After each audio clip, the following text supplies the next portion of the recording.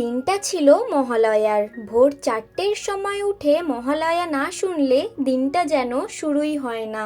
মহালয়া শোনার পর ফ্রেশ হয়ে নিচে চলে এসেছি ফুল তুলতে। আর আমাদের বাড়িতে এত শিউলি ফুল ফুটেছে যে সবাই নেওয়ার পরও আমি 2 ঝুড়ি মতো শিউলি ফুল কুড়িয়েছি। তারপর ছাদের ফুল তুলে চলে এসেছি ঠাকুর ঘরে। আর ঠাকুর ঘরে এসে দেখি বাবা এইদিকে আবার ফুল কিনে এনেছে। আমি এইদিকে সব ঠাকুরের জন্য শিউলি ফুলের মালা গেঁথেছি আর বাবা সব ঠাকুরকে মালা পরিয়ে পুজো দিয়ে দিয়েছে। কি সুন্দর লাগছে না প্রত্যেকটা ঠাকুরকে। পুরো সিংহাসনটা ফুলের সাজে সেজে উঠেছে। সারাদিন পর সন্ধ্যের দিকে একটু বেরিয়েছিলাম ঘুরতে, আর চারিদিকে এত আলো দেখে মনটা আবারও ভালো হয়ে গেল।